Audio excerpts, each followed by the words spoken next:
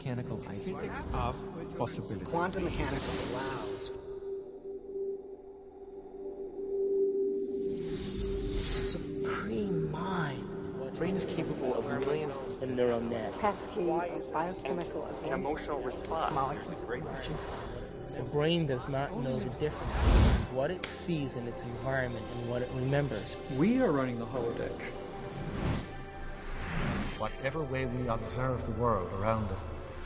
So how can you continue to see the world as real if the self that is determining it to be real is intangible?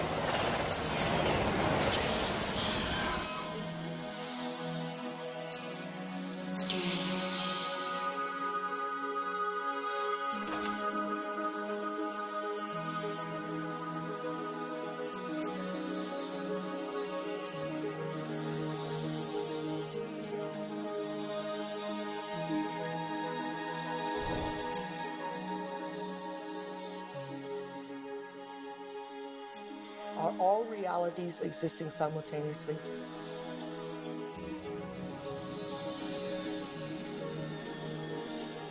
Is there a possibility that all potentials exist side by side?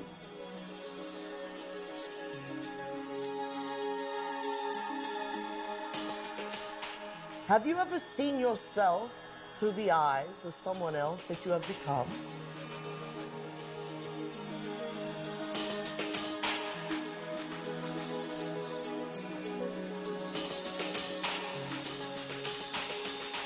And looked at yourself through the eyes of the ultimate observer?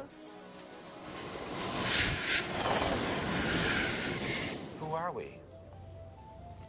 Where do we come from? What should we do? And where are we going? Why are we here? Well, that is the ultimate question, isn't it? What is reality? What I thought was unreal now, for me, seems in some ways to be more real than what I think to be real, which seems now more to be unreal. You can't explain it. And anybody who gets too lost and anybody who spends too much time trying to explain it is likely to get lost forever down the rabbit hole of mysteriousness. I think the more you look at quantum physics, the more mysterious and wondrous it becomes. Quantum physics, in very succinctly speaking, is a physics of possibilities. These are questions. These are addressing questions of how the world feels to us, of whether there's a difference between the way the world feels to us and the way it really is. Have you ever thought about what thoughts are made of? I think some of the things we're seeing with the children today is a sign that the culture is in the wrong paradigm and not appreciating the power of thought. Every age, every generation has its built-in assumptions that the world is flat, that the world is round, etc. There are hundreds of hidden assumptions, things we take for granted that may or may not be true. Of course, in the vast majority of cases, historically, these things aren't true. So presumably, if history is any guide, much about what we take for granted about the world simply isn't true. But we're locked into these precepts without even knowing it oftentimes. That's a paradox. Modern materialism strips people of the need to feel responsible. And often enough, so does religion.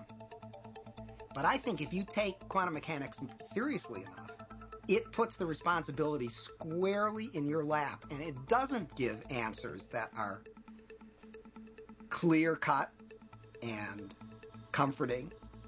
It says, yes, the world is a very big place. It's very mysterious.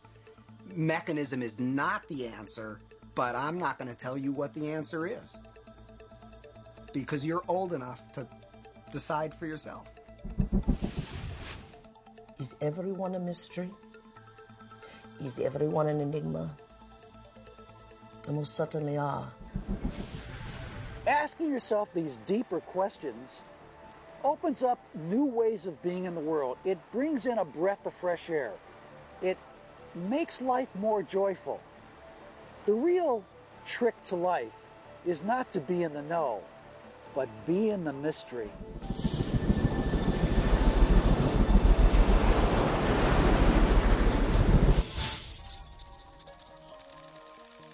It's time to get wise.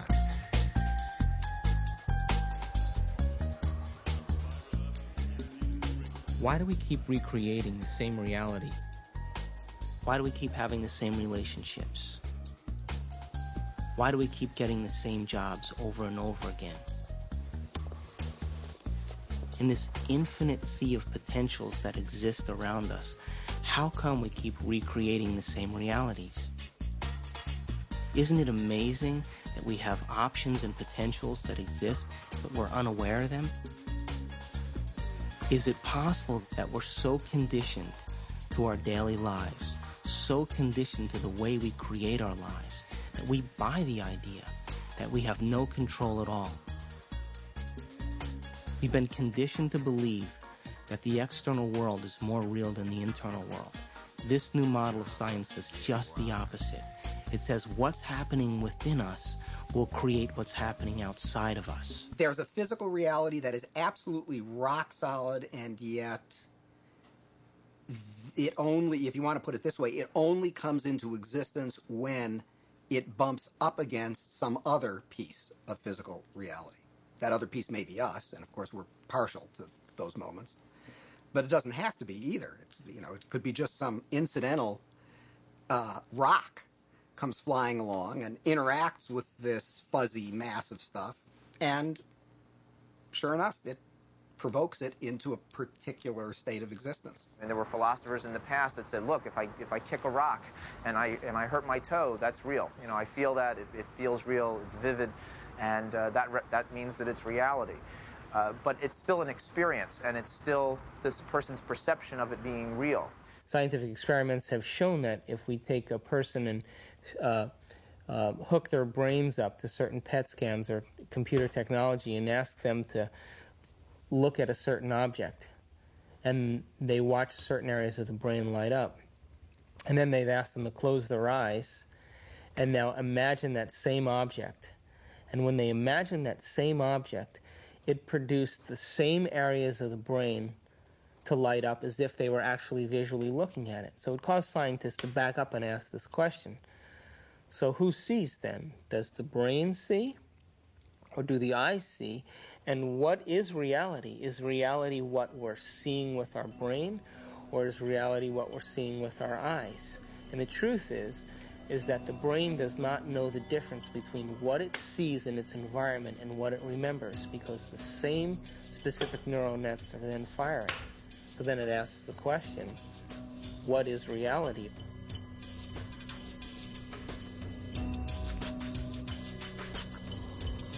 We're bombarded by huge amounts of information, and it's coming into our body, and we're processing it, coming in through our sense organs.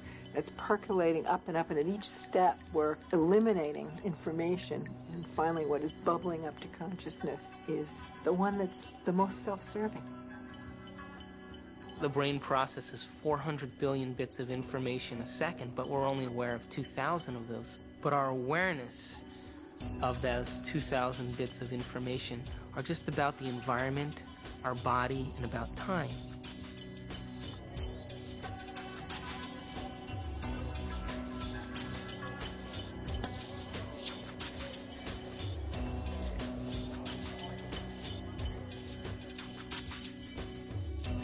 We're living in a world where all we see is the tip of the iceberg. The classical tip of an immense quantum mechanical iceberg. Hey, wow! You got a lot of shots to develop? No. Oh, bummer. Well, I'll catch you later.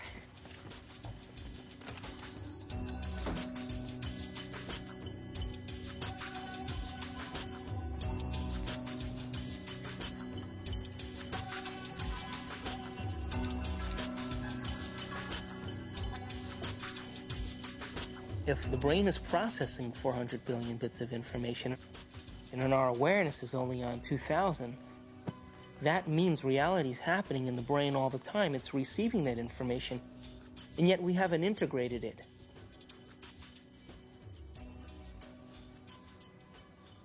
The eyes are like the lens, but the tape that's really seeing is the back of the brain. It's called the visual cortex. It's right back here. It's like this camera, and it's tape. Did you know that the brain imprints what it has the ability to see? Now, this is important. For example, this camera is seeing a lot more around me than what is here, because it has no objection and no judgment.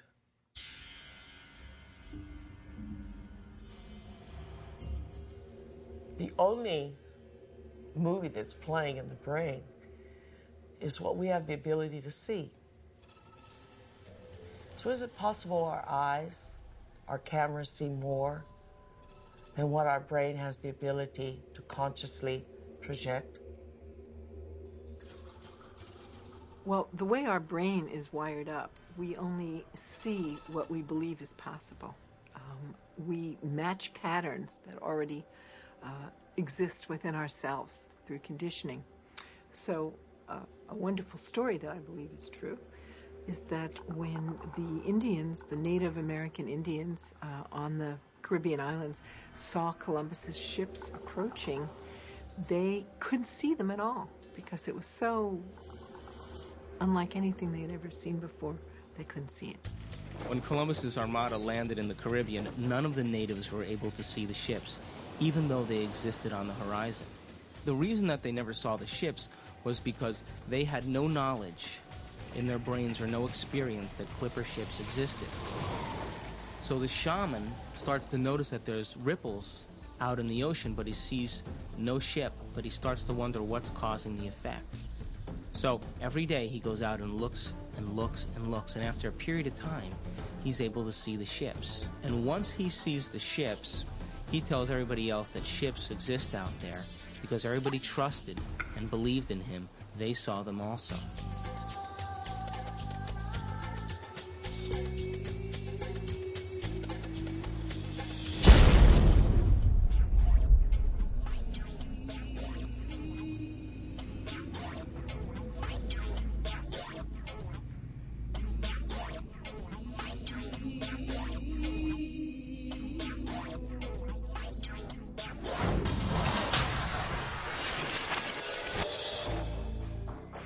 We create reality. We're reality-producing machines. We create the effects of reality all the time. We always perceive something after reflection in the mirror of memory. As far as whether or not we're just living in a big holodeck or not, it's a question that we don't necessarily have a good answer to. I think this is a big philosophical problem that we have to deal with in terms of what science can say about our world, because we are always the observer in science. So we are still always constrained by what is ultimately coming into the human brain that allows us to see and perceive the things that we do. So it is conceivable that all of this really is just a great illusion that we have no way of really getting outside of to see what is really out there. Your brain doesn't know the difference between what's taking place out there and what's taking place in here. There is no out there, independent of what's going on in here.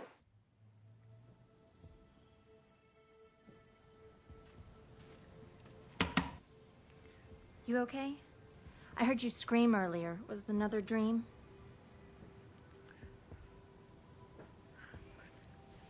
You were an Indian, watching Columbus's ship materialize out of thin air. Wow. And this medicine man kept hitting you. Cool. Hey, maybe it was a past life, or a parallel reality, or a future life. Got weird. Or maybe that dream was trying to tell you the truth. I guess it just depends on what you think is real. Maybe you should try different anxiety pills. My pills are fine, okay? Thank you. I have to go get dressed. I hope you feel better, Amanda.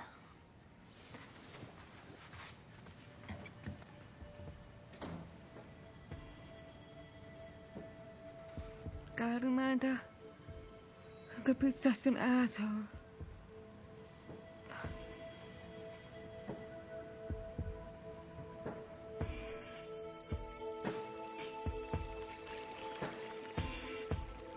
There actually are choices in the direction of how a life can go that are contingent upon small-level quantum effects not being washed out.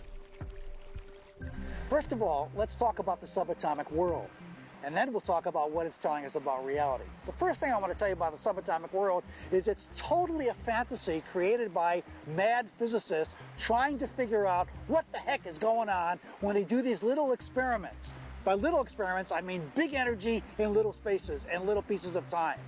It gets pretty nutty at that realm of things, and so subatomic physics was invented to try to figure that all out. We need a new science down there. It's called quantum physics, and it is subject to a whole range of debatable hypotheses, thoughts, feelings, intuitions as to what the heck is really going on. Matter is not what we have long thought it to be.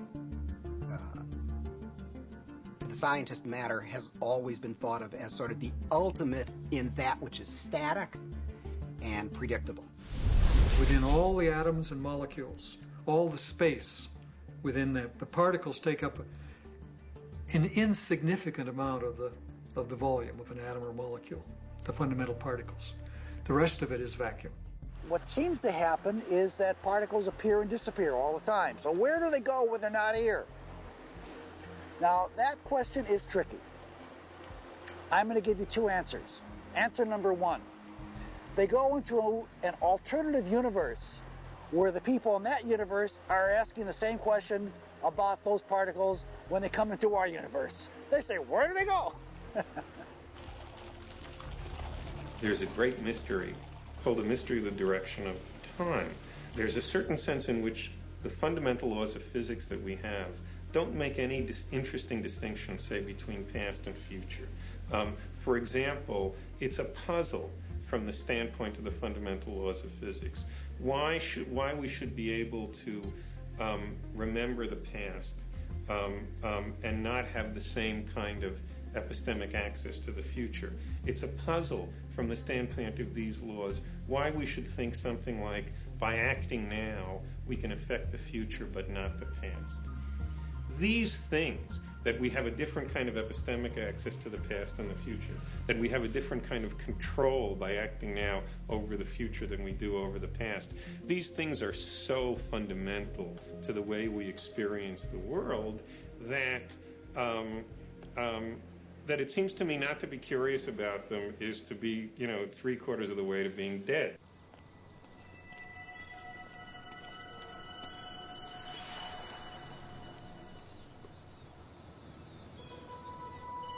Want to shoot some hoops?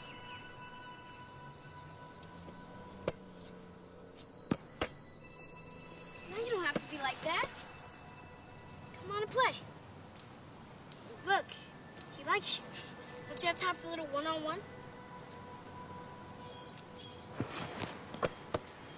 How long has it been since you played? Come on, you got the ball. Take a shot. No, my lady, not from there. It's out of bounds. Gotta be on the court to be in play.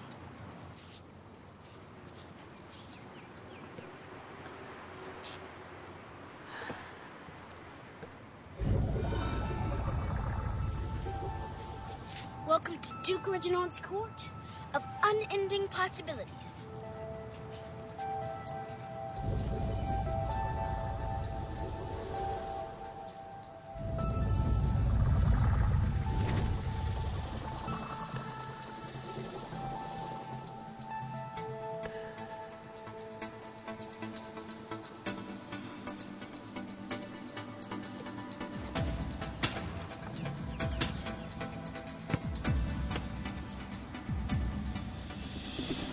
Court rules. Gotta sink the last one. They're hurt. touched you. Right. And it's not solid. This ball is mostly empty. In fact, the universe is mostly empty.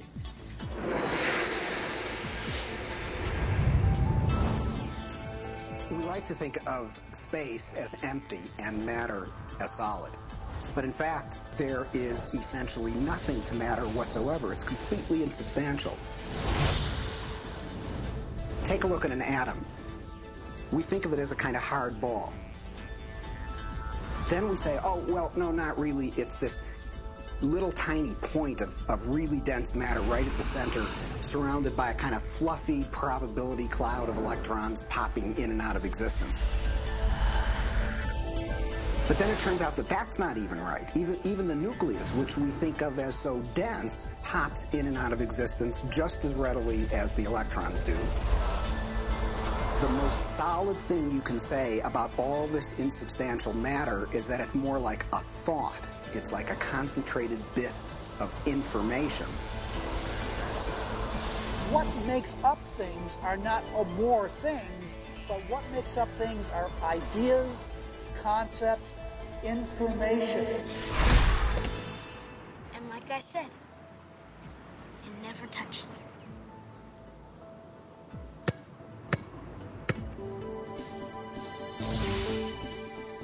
Those electrons build up a charge and push the other electrons away before they touch. So nobody touches nothing. Come on, put your stuff down. Nobody's gonna take it. Like I said, this is my court. It's no problem.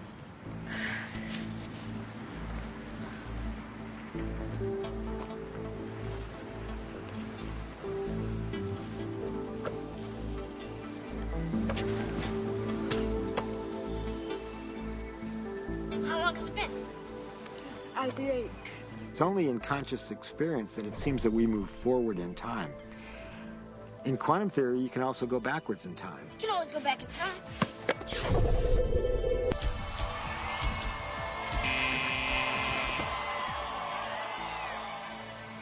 What's the matter? Remember, it's empty. How do you know this shit? I read Dr. Quantum comics. Everybody thinks it's just kid stuff, but I know it's real. That's how I do my magic on the cord. Yeah. I always choose the Wonder Boy first. He's got the weirding way. Well, Dr. Quantum says everybody's got it. Everybody's doing it. Doing it constantly. Each and every time you look. When you ain't looking, it's like a wave. When you are looking, it's like a particle. When you are not looking, there are waves of possibility. When you are looking, then there are particles of experience. A particle, which we think of as a solid thing, really exists in a so-called superposition, a spread out wave of possible locations. And it's in all of those at once. The instant you check on it, it snaps into just one of those possible positions. Quantum superposition implies that a particle can be in two or more places or states simultaneously. And this is a very bizarre concept and one of the hallmarks of the quantum world. Superheroes use superposition, with the world being potential strips of reality. Until we choose. Heroes choose what they want. Being in many places at once, experiencing many possibilities all at once, and then collapsing on the one. The question is, how far down the rabbit hole do you want to go?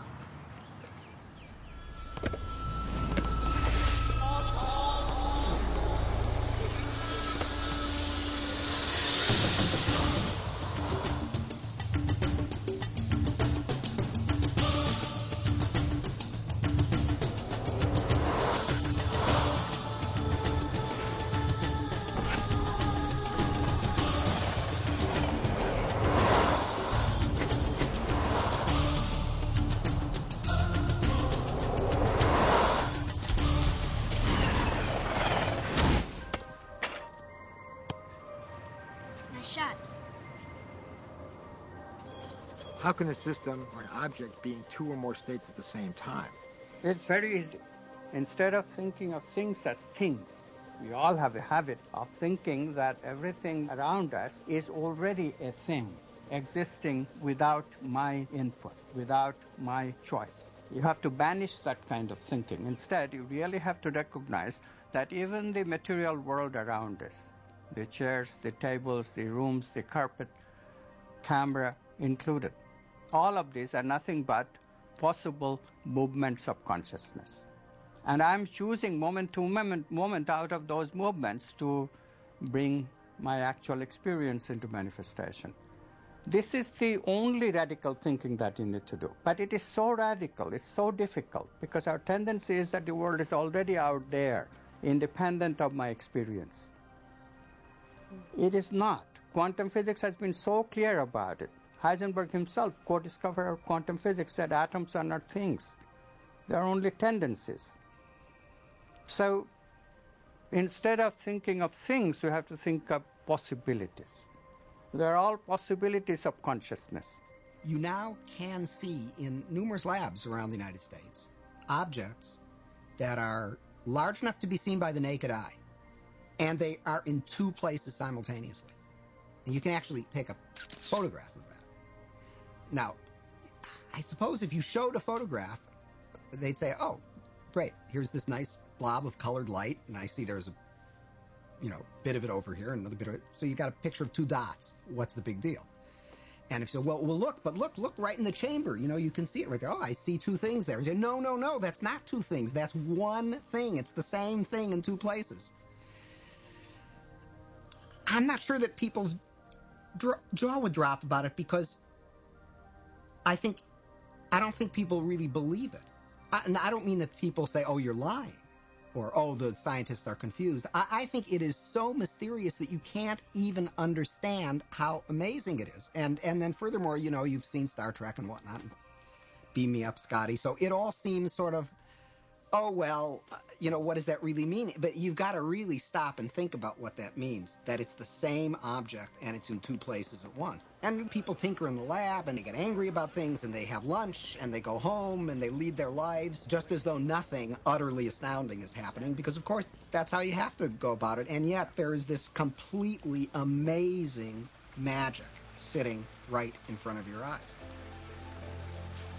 Quantum physics calculates only possibilities.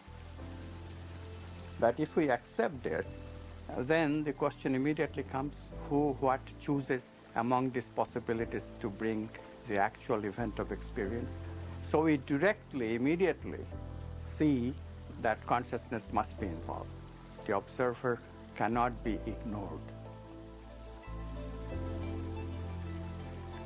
We know what an observer does from a point of view of quantum physics, but we don't know who or what the observer actually is. Doesn't mean we haven't tried to find an answer. We've looked. We've gone inside of your head. We've gone into every orifice you have to find something called an observer, and there's nobody home. There's nobody in the brain. There's nobody in the cortical regions of the brain. There's nobody in the subcortical regions or the limbic regions of the brain. There's nobody there called an observer. And yet we all had this experience of being something called an observer, observing the world out there. Is this the observer, and which is so intricate to understanding the wacky, weird world of quantum particles and how they react? Is this, then, the observer? In my modeling, the observer is the spirit inside the four-layered bio-body suit. And so it's like the ghost in the machine. It is the consciousness that's driving the vehicle. And it is observing the surround. The four layers of the bio-body suit have all kinds of sensory systems to pick up signatures from the surround.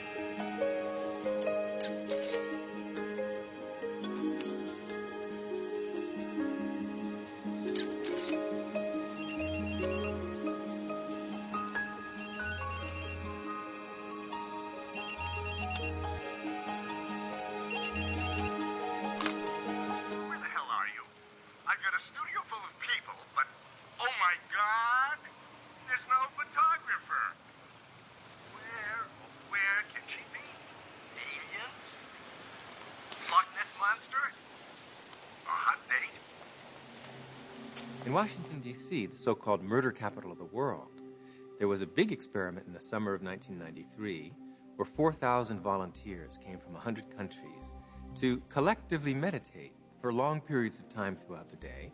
It was predicted in advance that with such a sized group, you'd have a 25% drop in violent crime, as defined by the FBI, in Washington that summer. Well, the chief of police went on television saying that, look, it's going to take 2 feet of snow to reduce crime by 25% in Washington, D.C. this summer.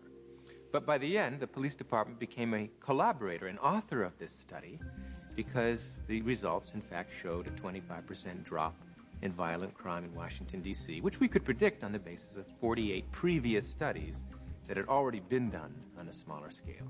This leads naturally to wonder, are people affecting the world of reality that they see? You betcha they are. Every single one of us affects the reality that we see, even if we try to hide from that and play victim.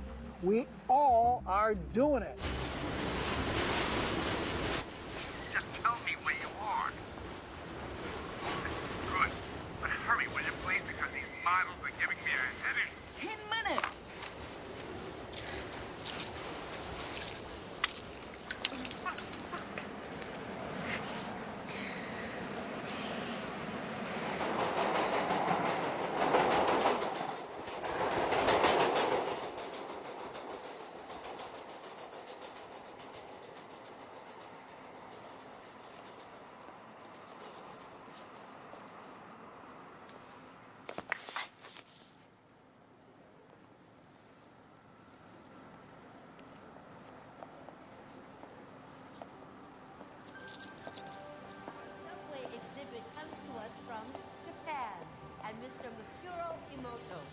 Mr. Emoto became terribly interested in the molecular structure of water and what affects it. Now, water is the most receptive of the 4 elements. Mr. Emoto thought perhaps it would respond to non-physical events. So he set up a series of studies, applied mental stimuli, and photographed it with a dark field microscope. This first picture is a picture of water from the Fujiwara Dam. And this picture is the same water after receiving a blessing from a Zen Buddhist monk. Now, in this next series of pictures, Mr. Emoto printed out words, taped them to bottles of distilled water, and left them out overnight. This first photograph is a picture of the pure distilled water, just the essence of itself. These subsequent photographs, as you can see, are each different. This is the chi of love. And we move along here to thank you. And you can see where he taped that to this bottle here. But if you read Japanese, you already knew that. Now, Mr. Emoto speaks of the thought or intent being the driving force in all of this. The science of how that actually affects the molecules is unknown, except to the water molecules, of course. And it's really fascinating when you keep in mind that 90% of our bodies are water.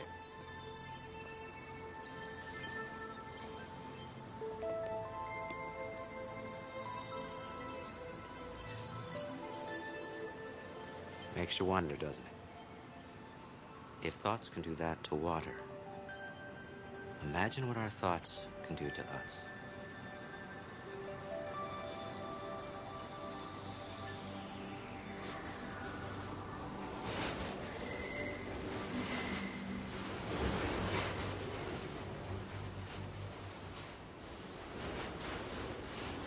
Absolutely. Thought alone can completely change the body. Most people don't affect reality in a consistent, substantial way because they don't believe they can.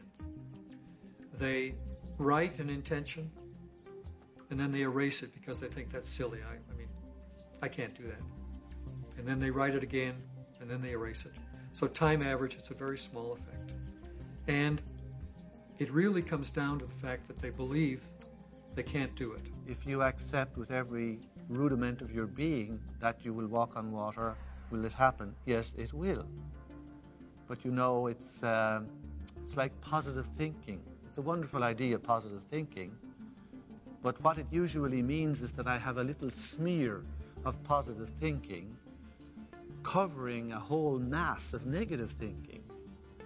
So thinking positive is not really thinking positive. It's just disguising the negative thinking that we have. When we think of things, then we make the reality more concrete than it is. And that's where we become stuck. We become stuck in the sameness of reality. Because if reality is concrete, obviously I'm insignificant. I cannot really change it. But if reality is my possibility of consciousness itself, then immediately comes the question of how can I change it? How can I make it better? How can I make it happier? You see how we are extending the image of ourselves? In the old thinking, I cannot change anything because I don't have any role at all in reality. Reality is already there. It's material objects moving in their own way from deterministic laws. And mathematics determines what they will do in a given situation. I, the experiencer, have no role at all. In the new view, yes, mathematics can give us something. It gives us the possibilities that all these movements can assume, but it cannot give us the actual experience that I'll be having in my consciousness. I choose that experience. And therefore, literally, I create my own reality. It may sound like a tremendous bombastic claim by some new agey without any understanding of physics whatsoever, but really quantum physics is telling us that.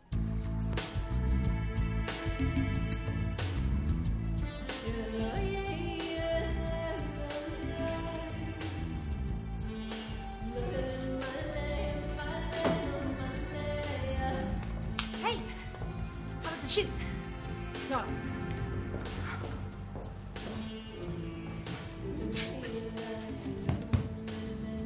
Your boss called. He's worried about you.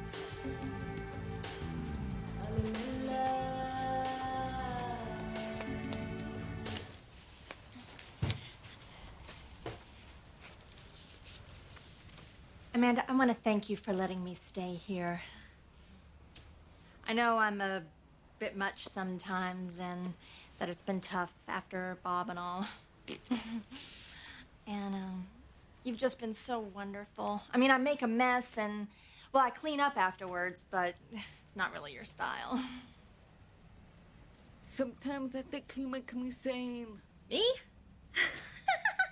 The day I make someone sane, they're in trouble.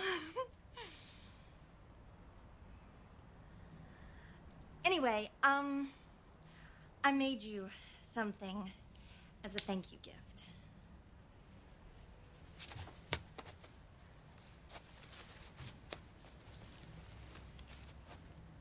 Open it.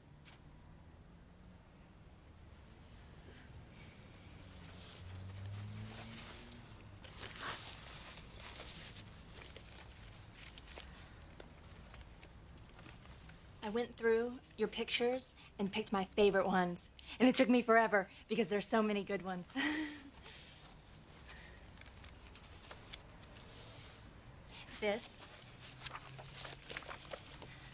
That's for all the wonderful photos you will be taking.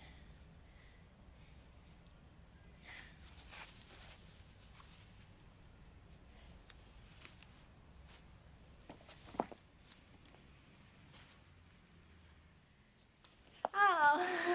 I've had a strange day. Thank you.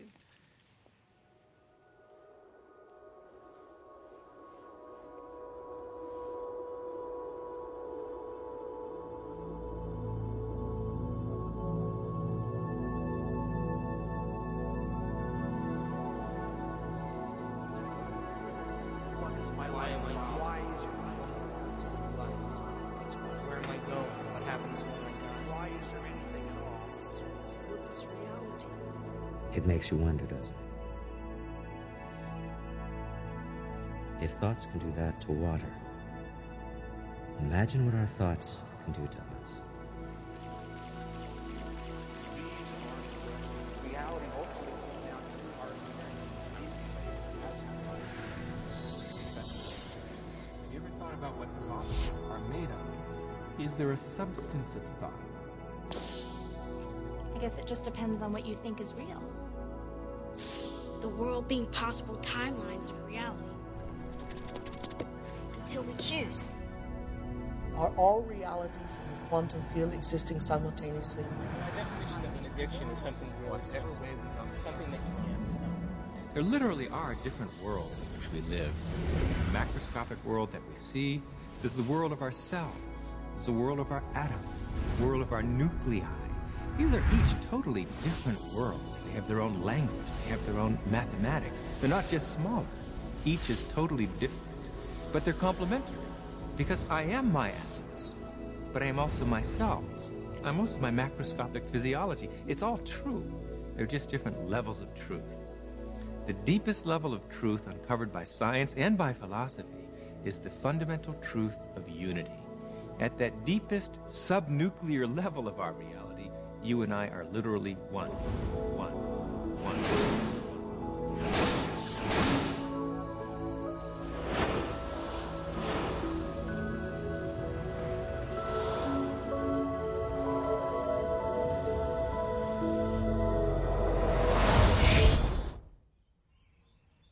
I wake up in the morning and I consciously create my day the way I want it to happen. Now, sometimes, because my mind is examining all the things that I need to get done, it takes me a little bit to settle down and get to the point of where I'm actually intentionally creating my day. But here's the thing, when I create my day, and out of nowhere, little things happen that are so unexplainable, I know that they are the process or the result of my creation. And the more I do that, the more I build a neural net in my brain that I accept that that's possible. It gives me the power and the incentive to do it the next day. In addiction, we have a supreme, beautiful opportunity to decipher the difference between our intangibility of our nobleness of character and the day-to-day business of how that character is revealed in a three-dimensional world through our bodies.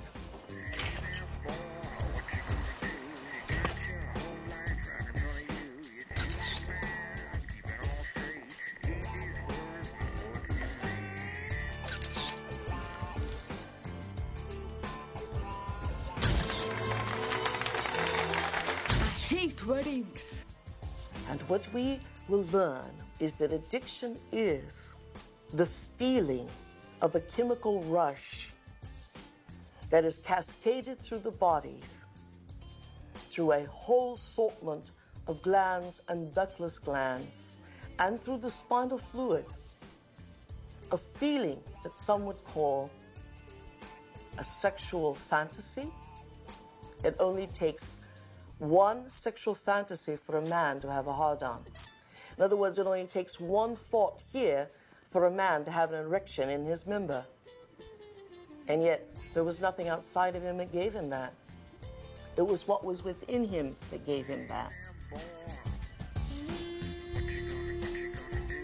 Oh, hey, Amanda, I didn't know you were there. Guilty. A wedding. Come on, blink. This is a good assignment, if you'd see it that way. What to see? I do. They did. Oh, God, Amanda. I mean, you live in your past. I mean, everything with you is about what happened. You hate churches. You hate weddings. You hate guys. And I want you to go scope it out. Don't need to. I got mine there. I know. I took the pictures, remember? You got too many memories clouding your vision. Oh, Amanda, you know you're the best technical photographer I have. And I want to have some great pictures. You know what? You need a good Polish wedding. And watch out for those good Catholic boys, huh? You need the priest. Come on, get out of here. Bye. When I was younger, I had lots of ideas about what God was. And now I realize I'm not conscious enough to truly understand what that concept means.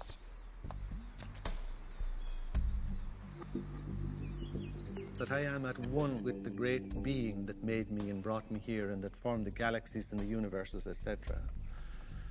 How did that get taken out of religion? It was not hard.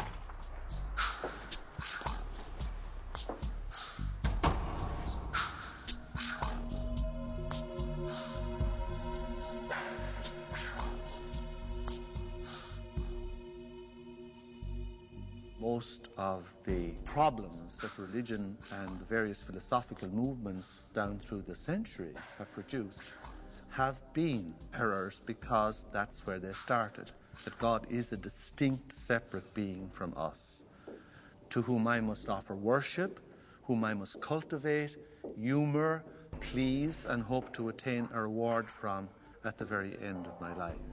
That is not what God is. That is a blasphemy. God is such a broad thing, some parts of which, most of the parts of which that are associated with organized religion is something that I sort of recoil at and something that I think has done a lot of harm to the world, done harm to women, done harm to oppressed peoples, done harm to the World Trade Center. And yet, at the same point, we have the epitome of a great science.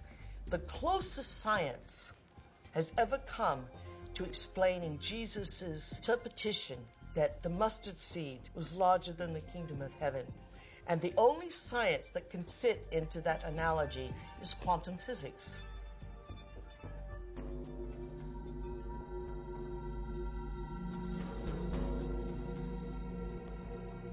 Now, we have great technology, from anti-gravity magnets and magnetic fields of zero-point energy.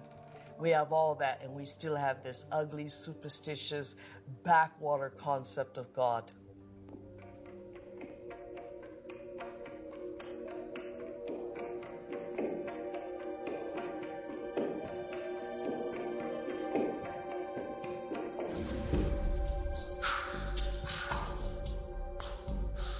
People fall into line very readily when they're threatened by these cosmic sentences of everlasting punishment.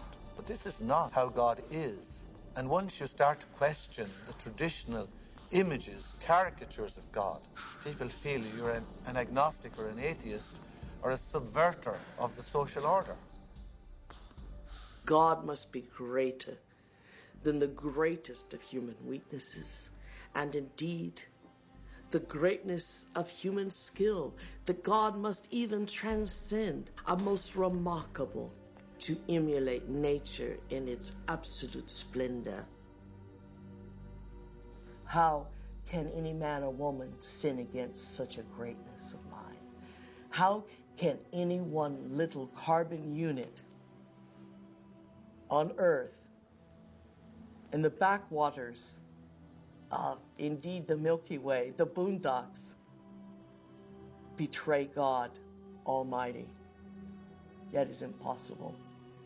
The height of arrogance is the height of control of those who create God in their own image.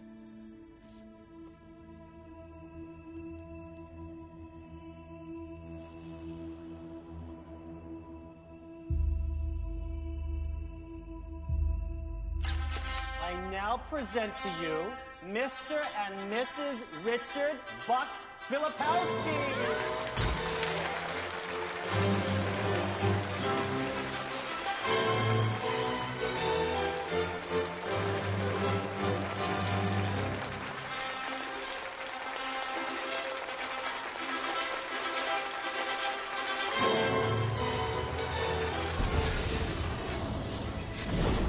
Brain, when it fires its thoughts, is likened unto the landscape of a thundercloud.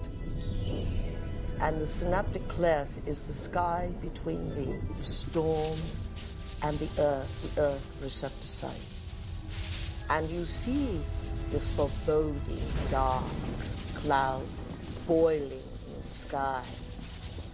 And you see electrical impulses moving through it, veins of electric light, and then you see it hit the ground brain looks like a thunderstorm when it is presenting a coherent thought. So no one has ever seen the thought. What they do see in neurophysics is that they see a storm raging around different quadrants of the brain. Those are areas that are mapped in the body and what the person must be responding to. A holographic image. Rage, murder, hate, compassion, love. The brain does not know the difference between what it sees in its environment and what it remembers, because the same specific neural nets are then firing. The brain is made up of tiny nerve cells called neurons. These neurons have tiny branches that reach out and connect to other neurons to form a neural net. Each place where they connect is integrated into a thought or a memory. Now, the brain builds up all its concepts by the law of associative memory. For example, ideas, thoughts, and feelings are all constructed and interconnected in this neural net, and all have a possible relationship with one another. The concept and the feeling of love, for instance, is stored in this vast neural net. But we build the concept of love from many other different ideas. Some people have love connected to disappointment. When they think about love, they experience the memory of pain, sorrow, anger, and even rage. Rage may be linked to hurt, which may be linked to a specific person, which then is connected back to love.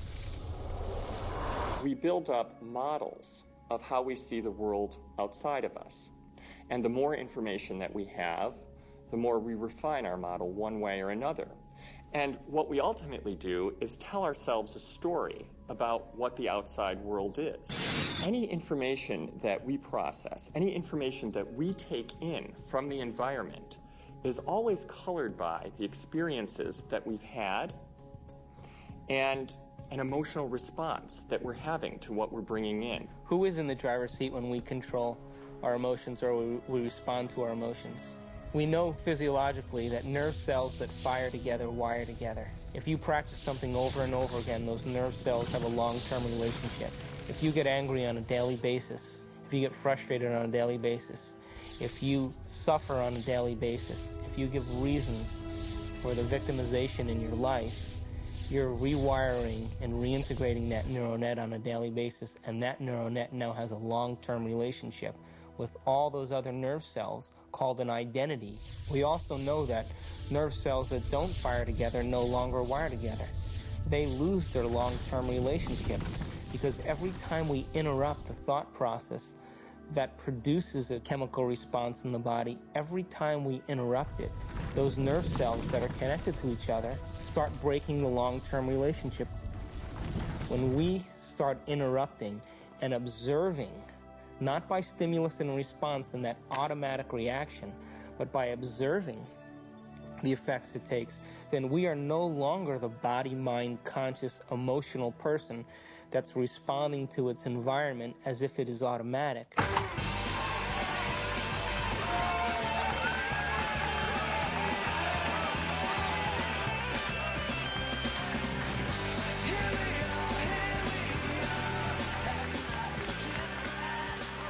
Does that mean emotions are good or emotions are bad?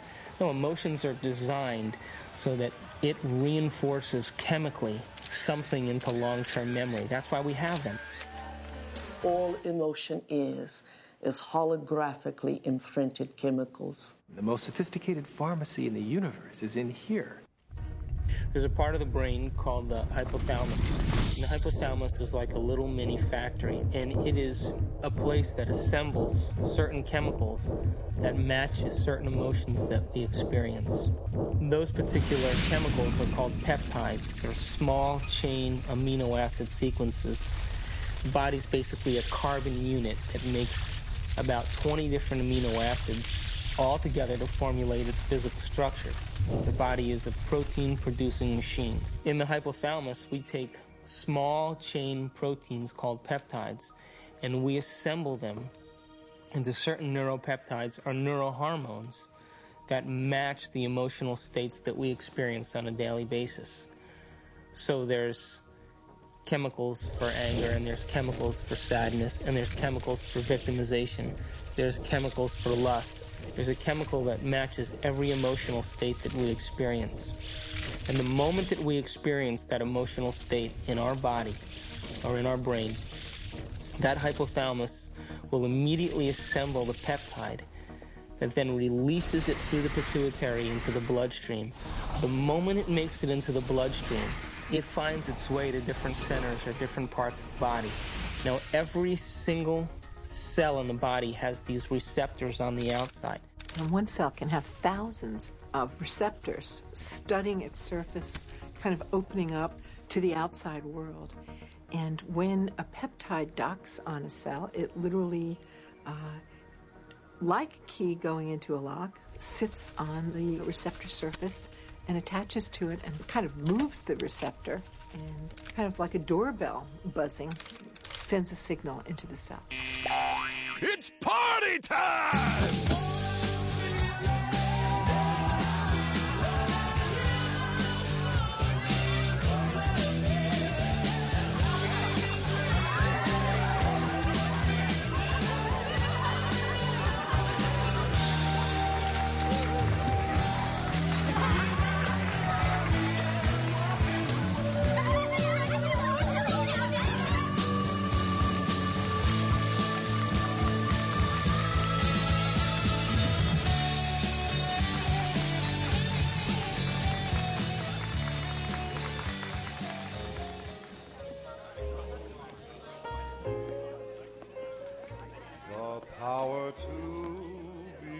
What happens in adulthood is that most of us who've had our glitches along the way are operating in an emotionally detached place, or we're operating as if today were yesterday. What is it? Mixed.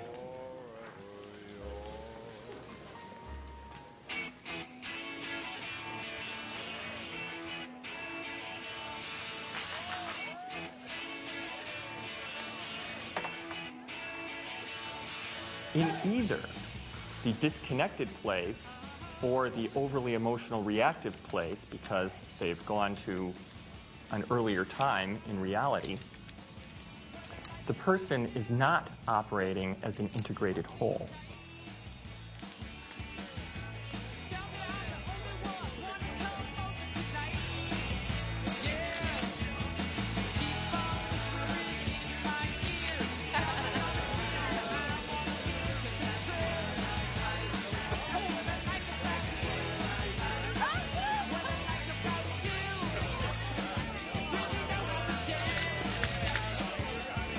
Along the outside of the cell are these billions of receptor sites that are really just receivers of incoming information. A receptor that has a peptide sitting in it changes the cell in many ways. It sets off a whole cascade of biochemical events, some of which wind up with changes in the actual nucleus of the cell. When I grew up, I would become a photographer just like you. Oh. Got any tips? Take that picture. Thanks. Each cell is definitely alive, and each cell has a consciousness, particularly if we define consciousness as the point of view of an observer. There is always the perspective of the cell. A few years later.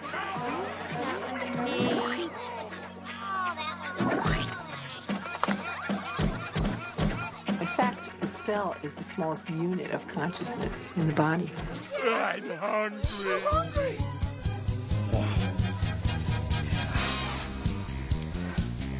Oh yeah! We've commandeered an entire serving pile!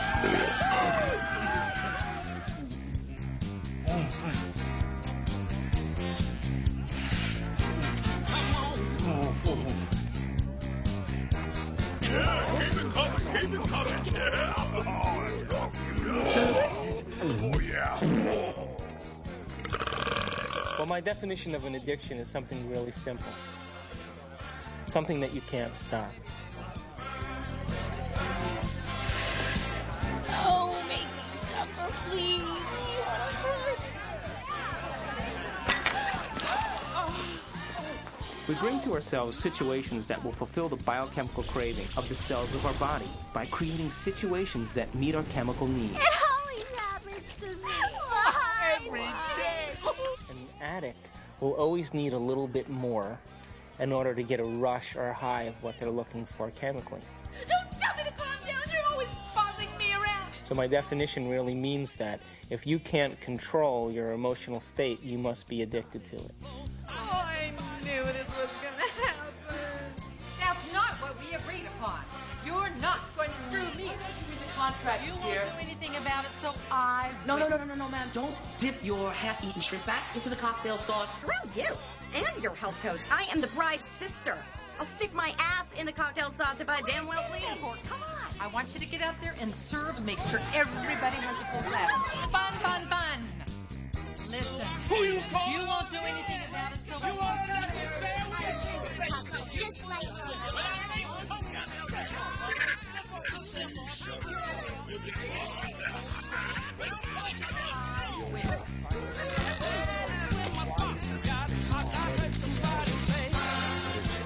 What is reality? What is the real reality?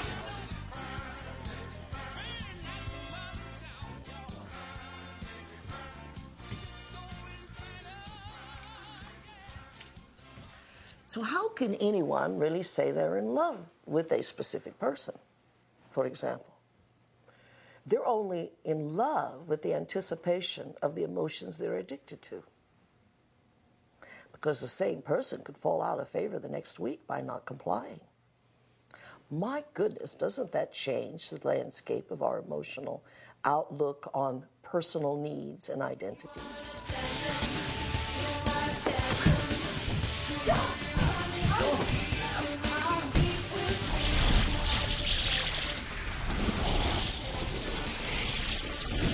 Oh, yeah.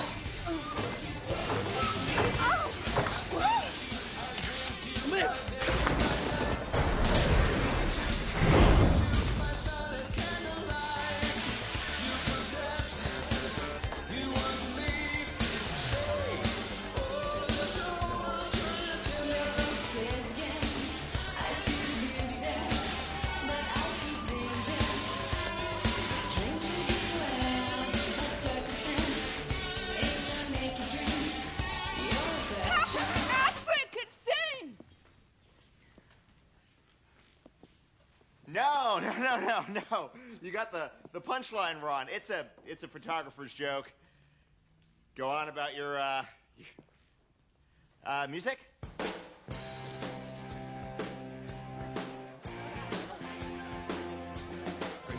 you okay? Right, I thought that could have been some girl. When? Now. I was with the groom. Hey, I could read it. I'm sorry. I was with the groom just now. Yeah, he loves Paulette. Where?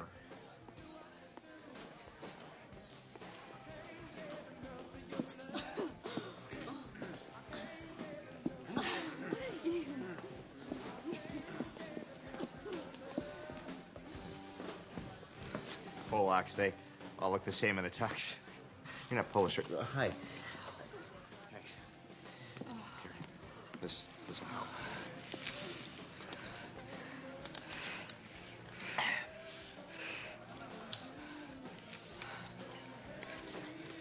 Oh, thank you. No problem. That was in my mouth. Forget it.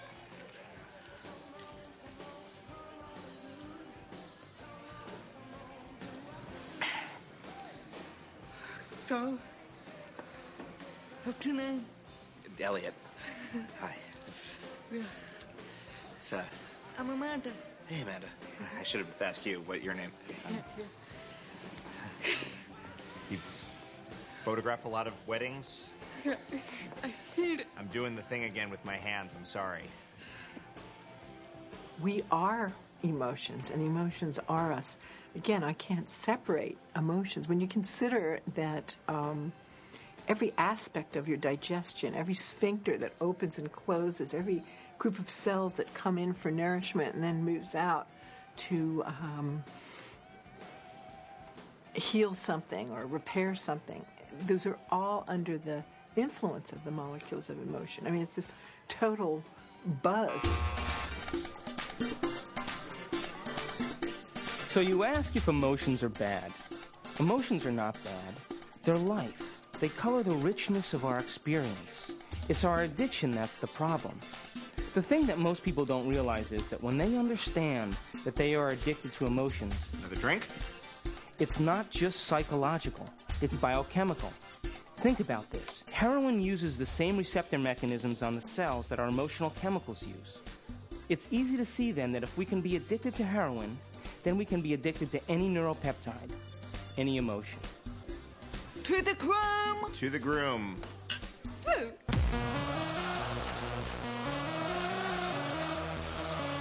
What's up, guys? What's up, man? Hello. What do we need? Some boxes. Put out! Yeah, baby!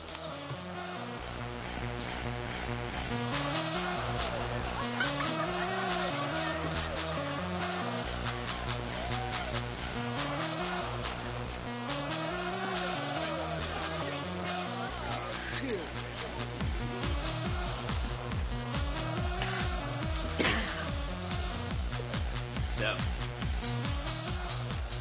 The relevant search command that's going on is related to finding a certain emotional state. I mean, we can't even direct our eyes without having an emotional aspect to it.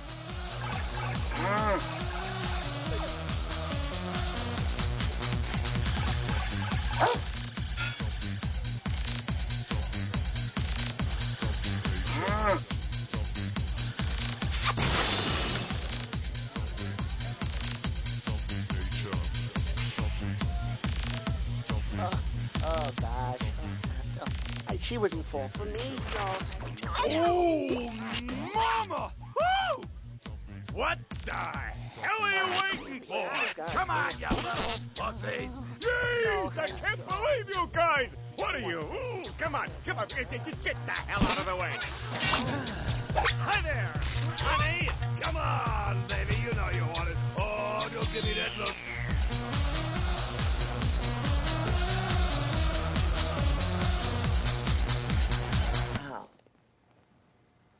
What about people who are addicted to sex?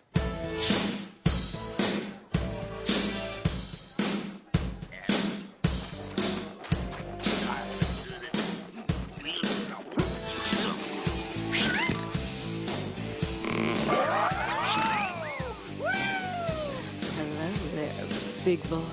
Is there a rocket in your pocket, or are you just happy to see me?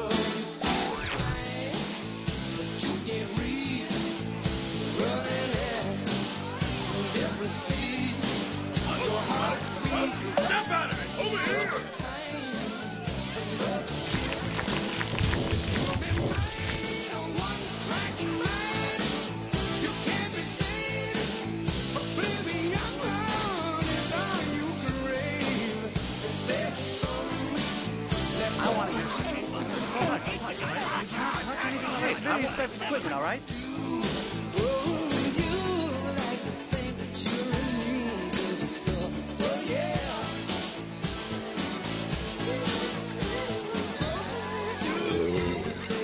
I want to hear some polka music, okay? I'm gonna play the People want to hear some I know Polish. they're gonna play some You can't have a Polish wedding without polka music.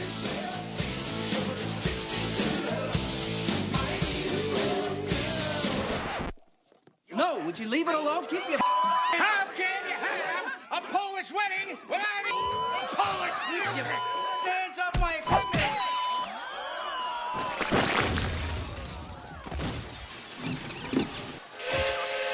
Like I said before, it ain't a Polish wedding without a polka.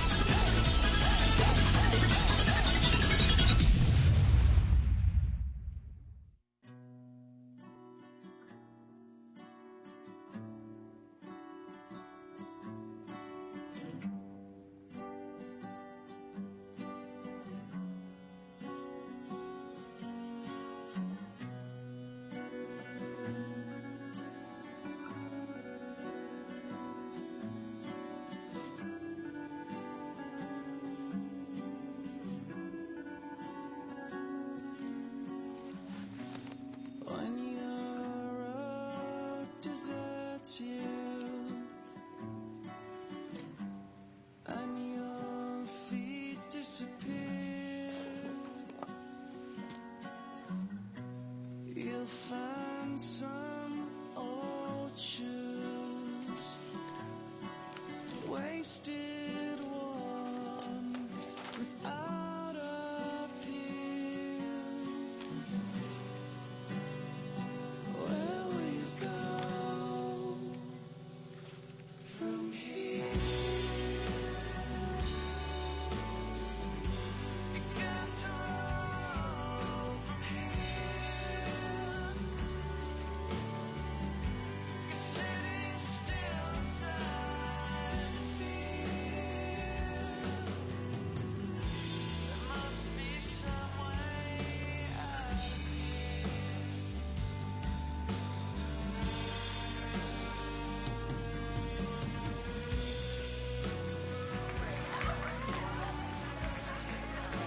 Our mind literally creates our body. So it all starts in the cell. The cell is a protein-producing machine, but it gets its signal from the brain. One of the things about receptors is they change in their sensitivity. If a given receptor for a given drug or internal juice is being bombarded for a long time at a high intensity, it will literally shrink up. There will be less of them, or it will be hooked up in such a way that it is desensitized or downregulated. So the same amount of drug or internal juice will elicit a much smaller response.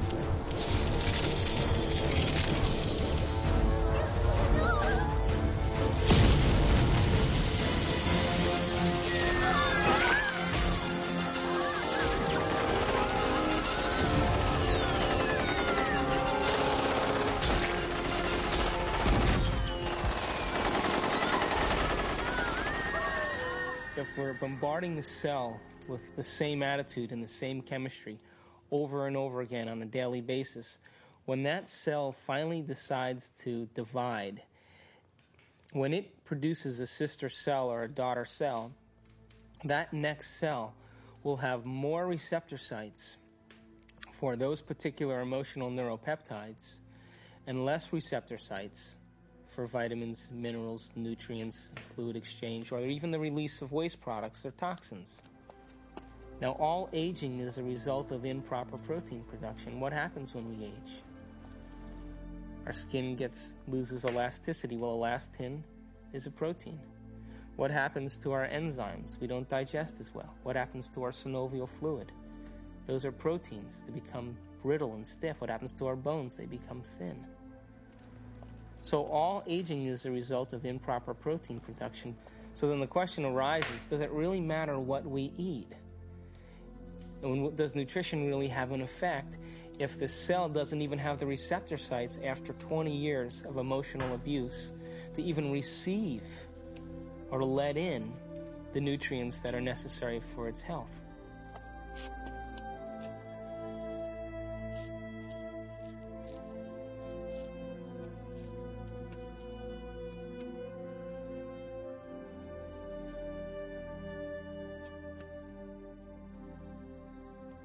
Okay, guys, it's time for a course correction on our trajectory along the path of our adventure. And that course correction is the movement to a new paradigm, just an expansion of the old, just as the universe is larger than we thought it was in our modeling. And it's always larger than we think it is.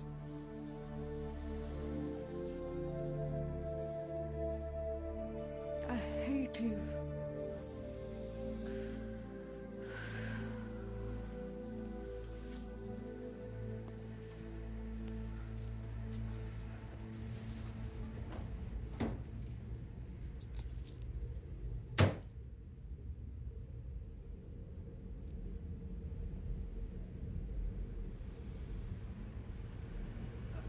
Hate you.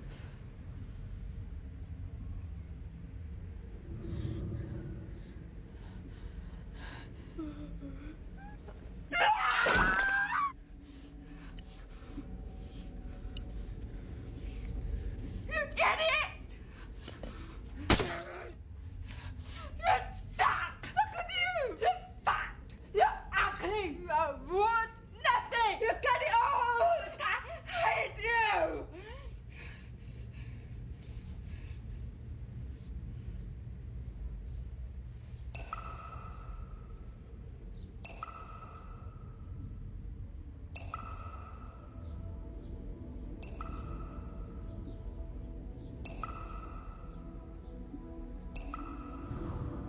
It makes you wonder, doesn't it?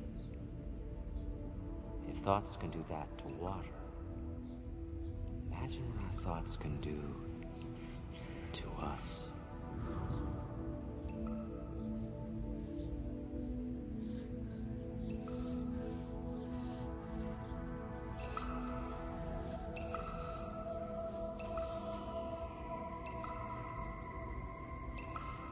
No one has ever came along and ever given you sufficient, intelligent knowledge about your beautiful self, how you work from the inside out.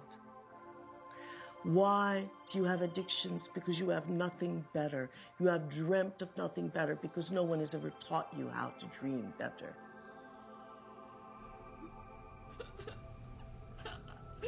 Do I think that you are bad? I don't think you're bad. Do I think you're good? I don't think you're good either. I think you're God.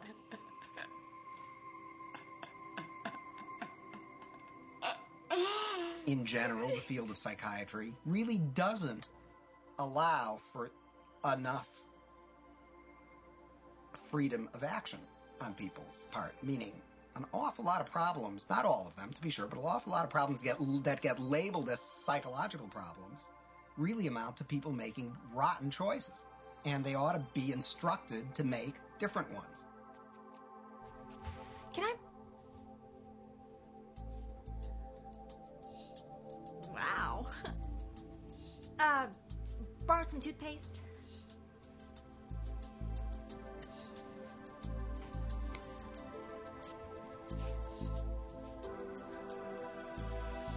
Thanks.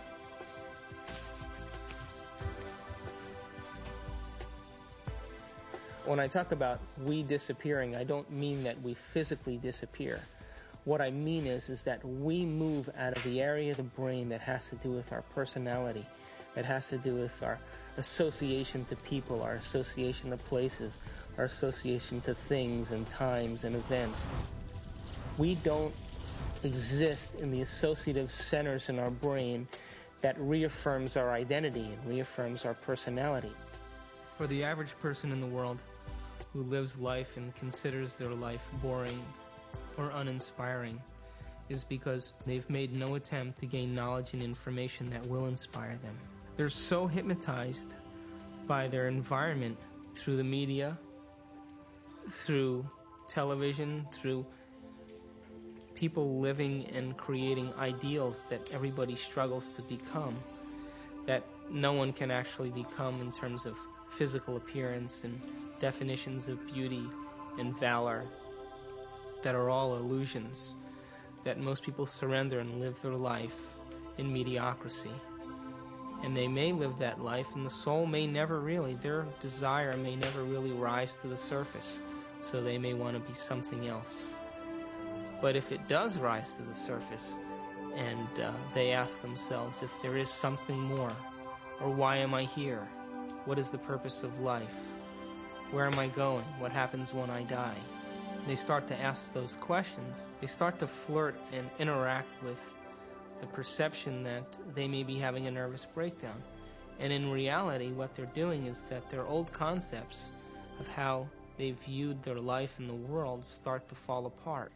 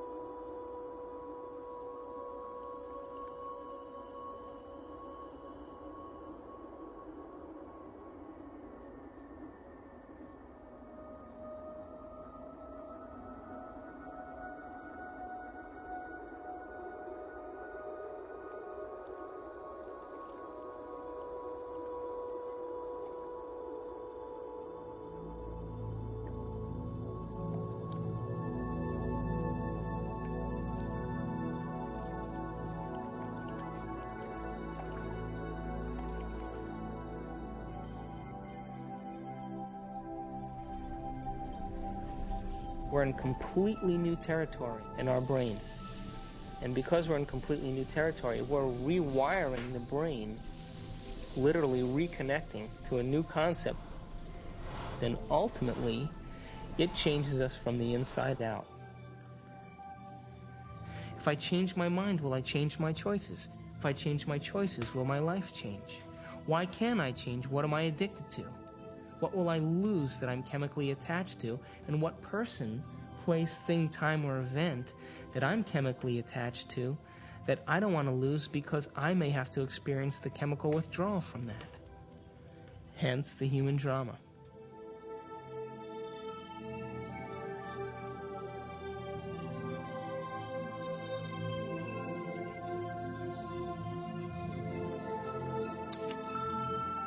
Amanda, it's Bob, and I'm just calling to say I hope that you can come tonight. I really want to see you. I really want to talk to you.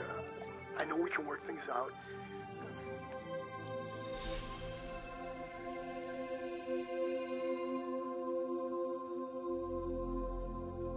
It's the only planet in the Milky Way that has habitation that is steeped in enormous subjugation of religion. You know why that is?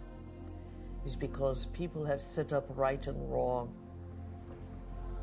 If I do this, I'm going to get punished by God. If I do the other thing, I'm going to get rewarded. This is a really poor description that tries to map out a path in life for us to follow, but with deplorable results, because there really is no such thing as good or bad. We're judging things far too superficially that way. Does that mean you're in favor of sin and licentiousness and depravity? No. It simply means that you need to improve your expression and understanding of what you're dealing with here. There are things that I do, and I know they'll evolve me. There are other things that will not evolve me. But it's not good or bad. And there's no God waiting to punish you because you did one or the other. There is no God condemning people. Everyone is God's. At the same time, God is the sort of placeholder name for those parts of our experience of the world which are somehow transcendent, somehow sublime. I have no idea what God is. Yet I have an experience that God is. There is something very real about this presence called God. Although I have no idea how to define God, to see God as a person or a thing, I can't seem to do it. It's kind of like asking a human being to explain what God is similar to asking a fish to explain the water in which the fish swims.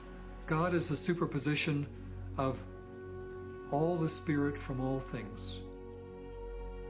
You are a God in the making, and you have to walk this path. But someday, you have to love the abstract as much as you love the condition of addiction. The only way that I will ever be great to myself is not what I do to my body, but what I do to my mind.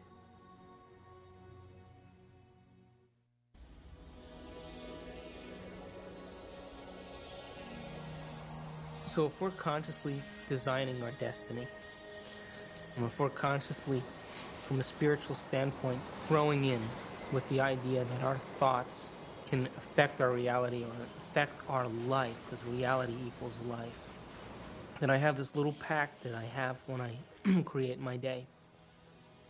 I say I'm taking this time to create my day, and I'm infecting the quantum field.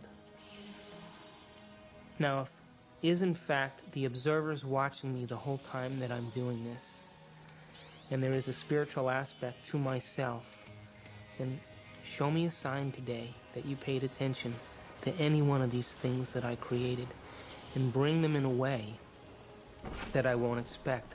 So I'm as surprised at my ability to be able to experience these things and make it so that I have no doubt that it's come from you.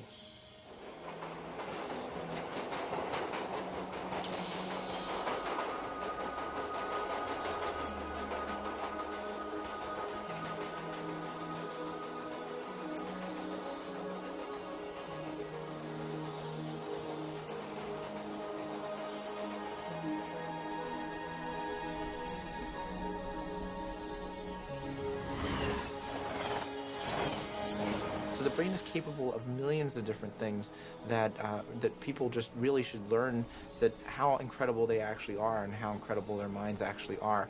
And that not only do they have this unbelievable thing within their head that can do so many things for them and can help us learn and can actually change and adapt, and it can make us something better than what we actually are, and it can actually help us to transcend ourselves. That there may be some way that it can actually take us to a higher level of our existence, where we can actually understand the world in a deeper way, where we can understand our relationship to things and people in a deeper way, and we can ultimately make more meaning for ourselves in our world. We can show that there's a spiritual part of our brain, but it's a part that we all can have access to, and it's something that we can all do.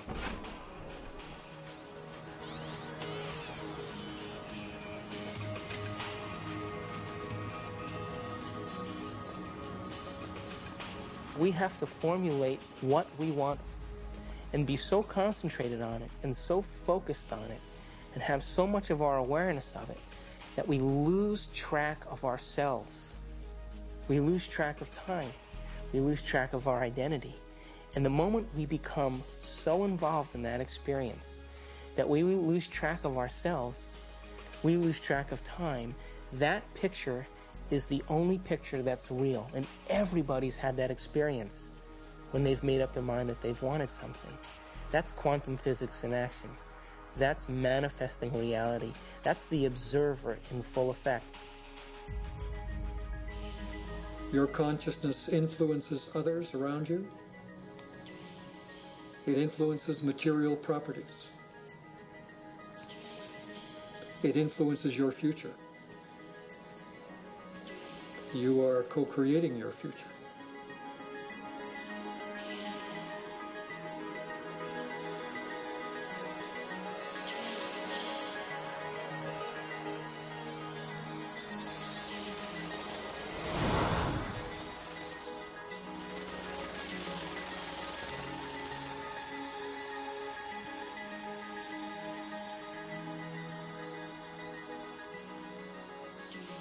Show me a sign today that you paid attention to any one of these things that I created, and bring them in a way that I won't expect.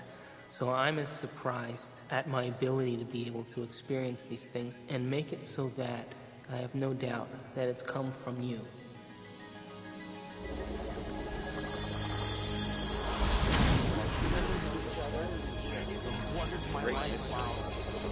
Consciousness is related to something fundamental.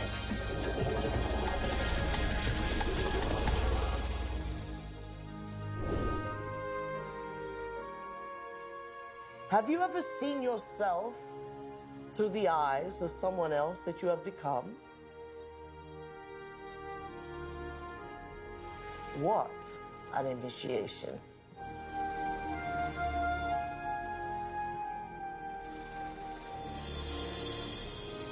Have you ever stopped for a moment and looked at yourself through the eyes of the ultimate observer?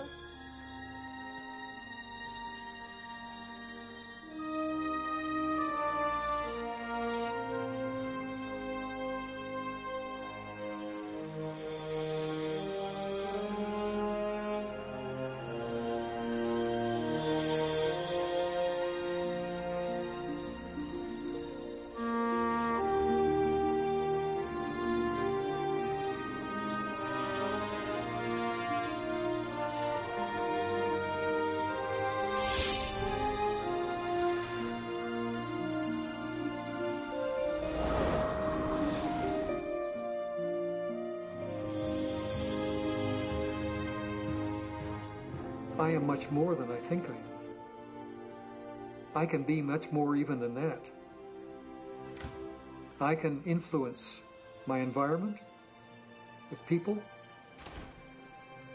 I can influence space itself. I can influence the future. I am responsible for all those things.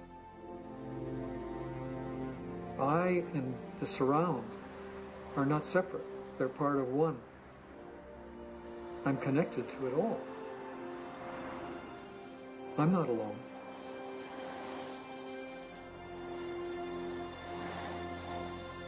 Knowing that there's this interconnectedness of the universe, that we are all interconnected and that we are connected to the universe at its fundamental level, I think is as good an explanation for spirituality as there is. It is my belief that our purpose here is to develop our gifts of intentionality and learn how to be effective creators. We are here to be creators. We are here to infiltrate space with ideas and mansions of thought. We are here to make something of this life. To acknowledge the quantum self, to acknowledge the place where we really have choice, to acknowledge mind. When that shift, our perspective takes place, we say that somebody has been enlightened.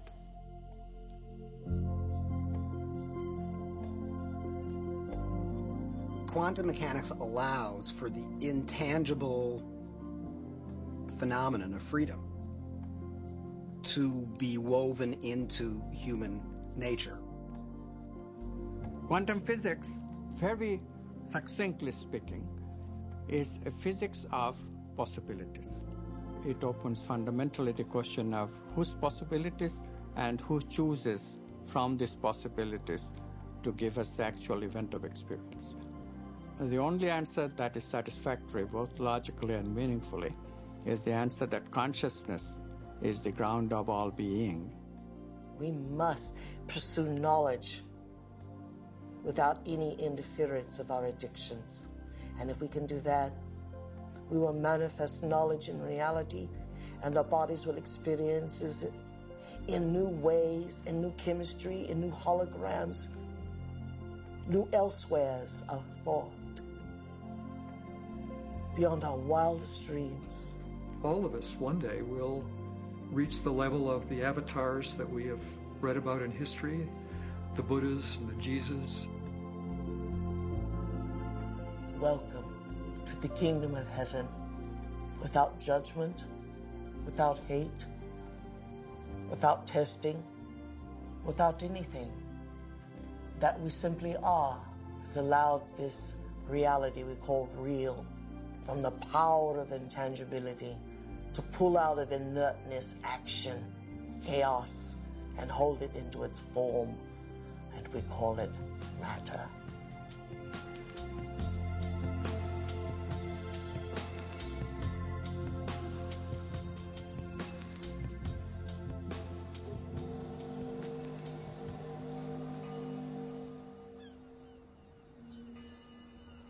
How can we measure the effects?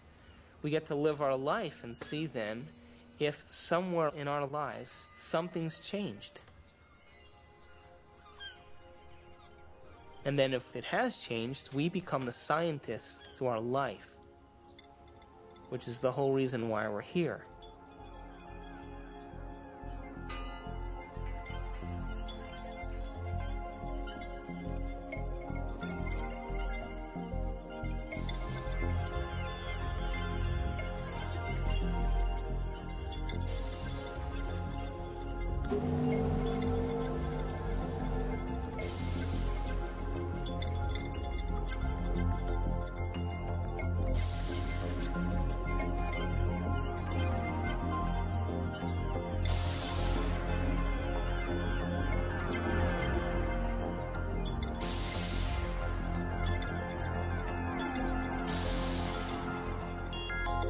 Don't just take it at face value. Test it out and see whether it's true.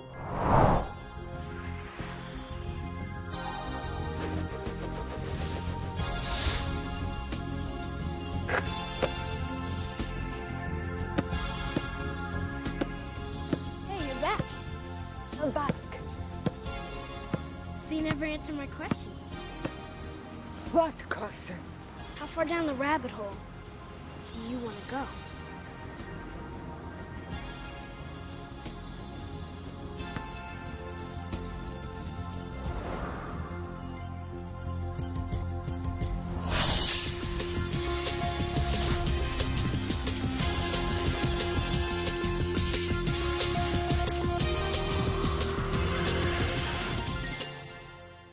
Ponder that for a while.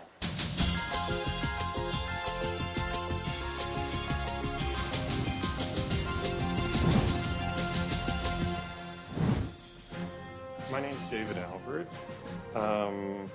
I got a PhD in theoretical physics. I studied biochemistry at Rutgers University, and then went to chiropractic college at Life University in Atlanta, Georgia. My postgraduate training is in anatomy and physiology, neurochemistry, neurophysiology, and genetics. I study quantum physics. I sometimes teach it. I have written a book on quantum physics and many books explicating the meaning of quantum physics. After my PhD from Harvard, I went to CERN, the European Laboratory for Particle Research, and then joined faculty at Stanford. And my work there has been the development of unified quantum field theories. I have about 100 publications in this area, but perhaps I'm best known for the discovery of supersymmetric flipped SU5 grand unified field theory.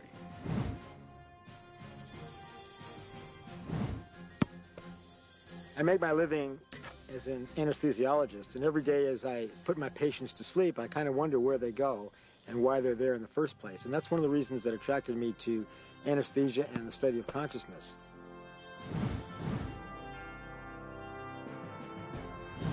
My name is Michal Ledwith, and for most of my life I was a professor of theology. I'm Dr. Daniel Monti. I'm a physician with specialty training in psychiatry and human behavior.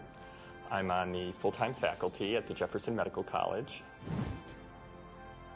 I actually got very interested in studying this whole topic of the brain and spirituality because it had to do with a lot of the questions that I was asking ever since I was a child about reality and how we understood truth and what was real. And as I grew up and as I realized that while spirituality was, in some senses, a very important part of trying to find those answers, science also was a very crucial part. And I was ultimately looking for some way of bringing those two forces together.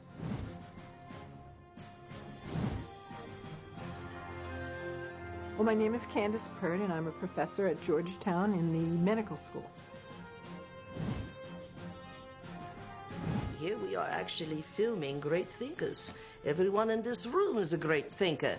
Now that we got them thinking, that's always a trick, isn't it?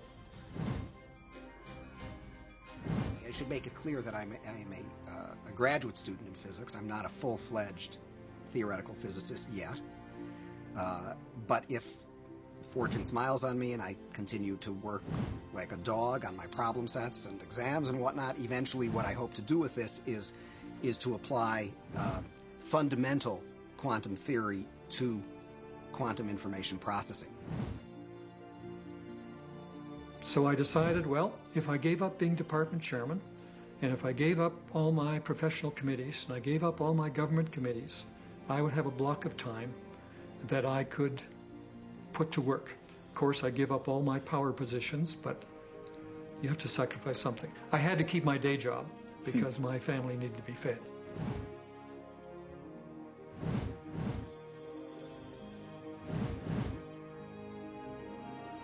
I presume that you're asking me how scientists can sound this wacko because I must be sounding wacko. It's really an interesting question. If you study science long enough, and seriously enough, and dig deeply enough, if you don't come out feeling wacko about it, you haven't understood a thing.